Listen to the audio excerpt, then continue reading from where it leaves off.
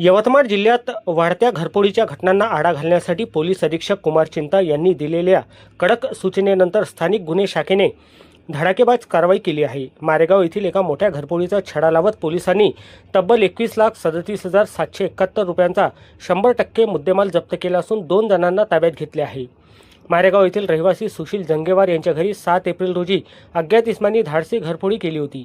चोरट्यांनी घरातील सोन्या चांदीचे दागिने लंपास केले होते। या प्रकरणी मारेगाव पोलीस स्टेशनमध्ये विविध कलमांवर गुन्हा दाखल करण्यात आला होता।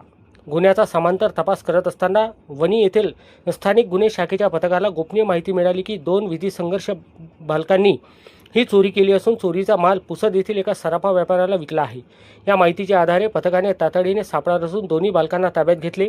तपासणी दरम्यान त्यांनी चोरीची कबुली दिली आणि सांगितले की नत्थू कुरकुटे व दत्ता कुरकुटे राहणार नागवाडी तालुका पुसद यांच्या मध्यस्थीने त्यांनी हे दागिने विकले होते। पोलिसांनी पुसद येथे धाव घेऊन दत्ता सटवाजी कुरकुटे याला ताब्यात घेतले आणि त्याच्याकडून चोरीला गेलेले सर्व दागिने हस्तगत केले।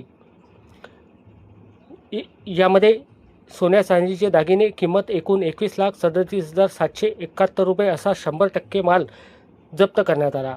ही कारवाई पोलीस अधीक्षक कुमार चिंता, अप्पर पोलीस अधीक्षक अशोक थोरात, पुसद उपविभागीय पोलीस अधिकारी हर्षवर्धन विजय यांच्या मार्गदर्शनात स्थानिक गुन्हे शाखेचे पोलीस निरीक्षक सतीश चौरे, सहाय्यक पोलीस निरीक्षक दत्ता पेंडकर, धीरज मांडे, धनराज हाके, शरद लोहकर, मुन्ना आडे, संतोष भोरगे, सुनील खंडागडे, सुधीर पांडे, निलेश निमकर, सुधीर पिदुरकर, तेजाब रणखाम, सुभाष जाधव, कुणाल मुडेकार, रमेश राठोड, सलमान शेख, रजनीकांत मडावी, सुनील पंडागडे, राजेश जाधव, रवींद्र श्रीरामे, सतीश फुके सर्व स्थानिक गुन्हे शाखा यवतमाळ यांनी यशस्वीरित्या पार पाडली। पोलीस प्रशासनाच्या या कामगिरीमुळे मारेगाव परिसरात समाधान व्यक्त होत असून गुन्हेगारांचे धाबे दणाणले आहे।